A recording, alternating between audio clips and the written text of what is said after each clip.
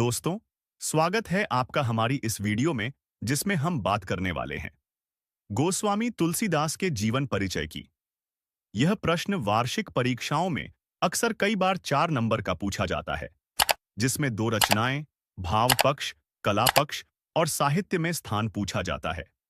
मैंने तुलसीदास के जीवन परिचय को बहुत ही सरल और आसान शब्दों में लिखा है। इस जीवन परिचय को याद करना और लिखना बहुत ही आसान है। तो शुरू करते हैं गोस्वामी तुलसीदास की रचनाओं से।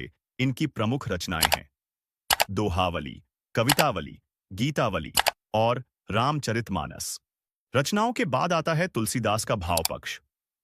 तुलसीदास एक महान लोकनायक और समन्वयकारी लोक रक्षक कवि थे। तुलसीदास के जीवन का आधार राम है। उन्होंने राम के गुणगान करने वाले को सबसे सार्थक माना है। हम कह सकते हैं कि संपूर्ण काव्य राममय है। तुलसीदास राम भक्ति शाखा के प्रमुख कवि थे। तुलसीदास की भक्ति दास भक्ति है। लोकमंगल की भावना तुलसी के काव्य का आधार है। तुलसीदास का काव्य शांत रस प्रधान है। अब हम आगे बढ़ते हुए जानते हैं तुलसीदास जी का कला पक्ष। कला पक्ष में हम लिखेंगे तुलसीदास का अवधी और ब्रज दोनों भाषाओं में समान अधिकार था। इन्होंने अपनी भाषा में लोकोक्ति और मुहावरों का प्रयोग कुशलतापूर्वक किया है।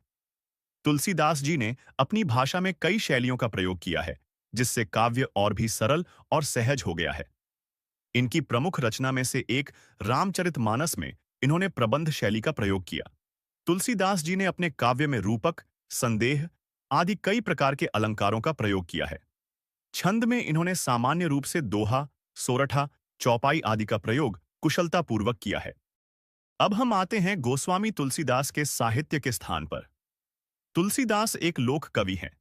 इनके काव्य से जीने की कला सीखी जा सकती है। वास्तव में तुलसीदास श्रेष्ठ कवियों में से एक है। आपने प्रमुख श्रेष्ठ काव्य किए हैं। आपका हिंदी साहित्य में विशिष्ट स्थान है।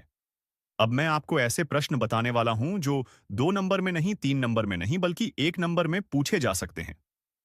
नंबर 1, तुलसीदास जी का जन्म 1532 में बांदापुर जिले के राजापुर नामक स्थान पर हुआ। नंबर 2, तुलसीदास जी की मृत्यु 1623 में काशी में हुई।